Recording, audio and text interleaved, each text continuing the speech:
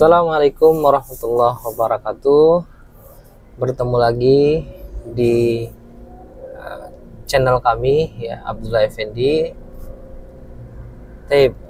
Mudah-mudahan kawan-kawan yang sudah menonton video-video kami mendapatkan manfaat ya dari video-video yang sudah kami unggah. Mudah-mudahan juga manfaat bagi kami yang mengupload ya, dan tentunya mudah-mudahan jadi pahala buat kita semua. Nah, jadi di video ini seperti biasa kita akan bahas berbagai topik-topik yang relevan tentang Islam, tentang berbagai fakta hari ini untuk kemudian kita diskusikan, kita obrolkan, walaupun sebenarnya lebih ke monolog ya, tapi tidak masalah. Mudah-mudahan ada manfaat ya dari yang kita diskusikan atau yang kami sampaikan. Nah, khusus untuk di video ini saya ingin sharing ya seputar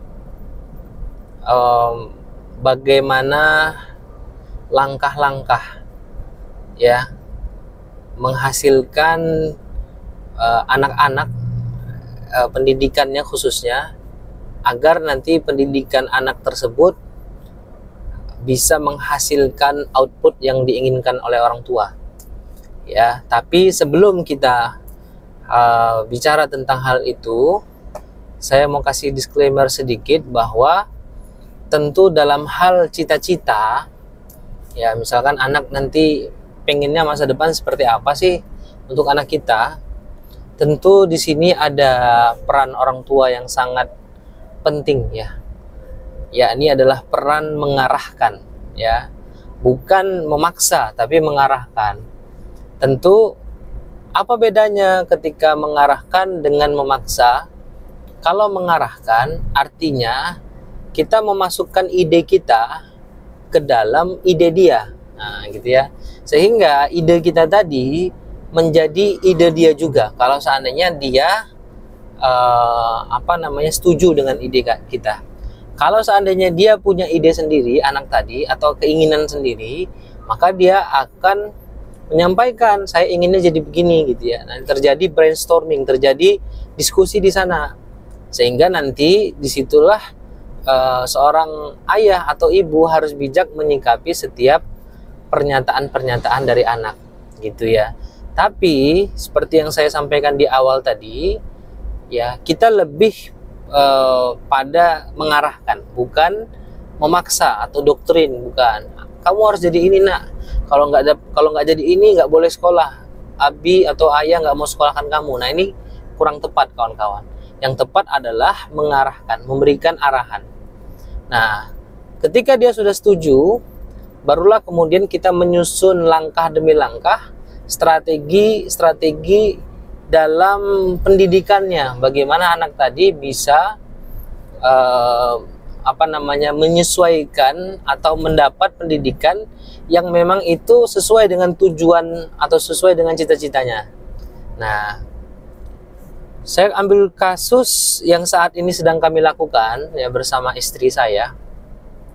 Ya, anak kami yang pertama itu kami arahkan seperti yang tadi ya, kita bicara mengarahkan.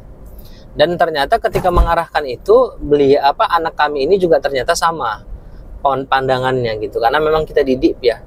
Dan dalam tanda kutip ya, Bapak Ibu atau teman-teman, mengarahkan itu bukan sekali ya, tapi berulang kali, membiasakan ya, sehingga itu menjadi kebiasaan, menjadi akhirnya menjadi pemahaman dia. Jadi bukan sekali habis itu selesai, enggak, tapi sampai betul-betul dia pun ya beradaptasi dengan tujuan itu.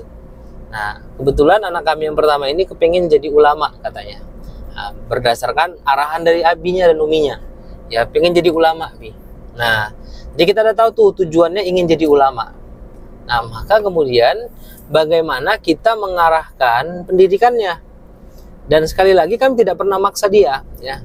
Abang mau jadi apapun boleh, abang mau jadi pengusaha boleh, mau jadi profesor boleh, mau jadi apapun boleh, silahkan. Nah, tapi tentu kami kasih arahan tadi ya, Kalau profesor apa kelebihannya, ya kan?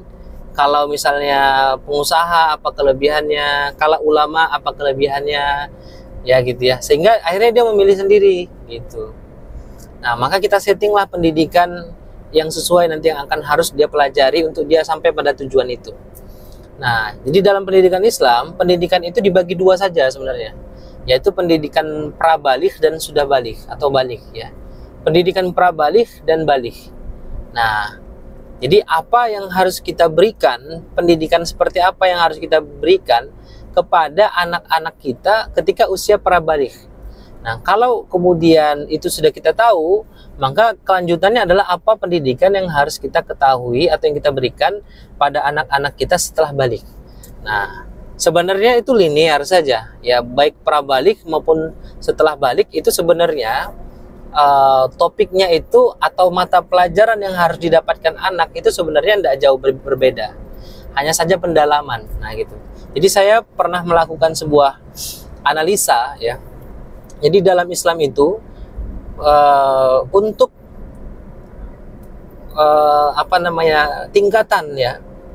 tingkatan pendidikan dalam Islam itu teman-teman itu dibagi tiga. Satu namanya tingkat dasar, ya, tingkat dasar atau bahasanya mubtadi, ya. Kemudian tingkat menengah atau bahasanya mutawassit. Nah, kemudian tingkat tinggi namanya muntahi, ya. Nah, tingkat dasar, kemudian tingkat menengah, kemudian tingkat tinggi itu berbeda dari sisi kedalaman materinya, walaupun secara materinya itu sama gitu. Contoh tadi kita ambil ulama, ya, ulama. Nah, apa saja sih syarat-syarat seorang ulama itu? Apa saja sih kriteria dia disebut ulama atau kemudian pantas menyandang gelar ulama? Ternyata ada beberapa item. Yang pertama adalah hafal Quran 30 juz. Bukan cuma sekedar hafal, tapi juga paham, ya, paham isinya. Kemudian bahasa Arab, ilmu bahasa Arabnya, ya, nahwu, sharaf, balaghah, ya, makna kata dan sebagainya. Dia harus paham. Kemudian apalagi ilmu hadis. Ya, seorang ulama harus banyak menghafal hadis. Ya, 500.000 hadis atau 1 juta hadis gitu ya. Nah, kemudian apalagi harus memahami usul fikih, ya, usul fikih, ya. Kemudian dia bisa memahami perbedaan para imam mazhab terkait fikih, gitu ya. Nah, itu kriterianya, sehingga nanti levelnya itu sampai pada dia sanggup berijtihad, dia sanggup menggali hukum sendiri dari sumber hukum. Nah, itu kriteria ulama. Jadi ulama itu kan memang adalah orang yang berilmu, ya. Dan ilmu yang dimaksud di sini bukan ilmu sains, ya, tapi ilmu yang dimaksud di sini adalah ilmu sakofah, ya, atau ilmu yang berdasarkan akidah Islam, gitu ya. Nah, itu yang dimaksud ulama tadi. Nah, orang yang kemudian alim. Dan memang akhirnya kealiman itu membuat dia semakin takut, ya, atas perbuatannya itu melanggar perintah Allah, ya, atau kemudian melakukan yang dilarang oleh Allah. Makanya khosyah atau rasa takut itu, ya, itu memang hanya real pada diri ulama, karena mereka itu takut bukan karena seperti kita kebanyakan, tapi takut kepada Allah karena keluarbiasaan keesaan Allah, keimanan mereka kepada Allah, sehingga mereka karena cintanya kepada Allah, ingin taatnya kepada Allah, mereka takut berbuat maksiat. Nah, gitu ya. Maka kita dudukkan, ya, kawan-kawan, ya, kita dudukkan mana ilmu yang kita harus berikan, ya, tadi Quran, ya, hadis, bahasa Arab, usul fikih, kemudian apalagi sejarah, mungkin sirah nabawiyah, ya. Nah, maka kita bagi dalam 3 tahapan pendidikan, ya, ilmu-ilmu tadi.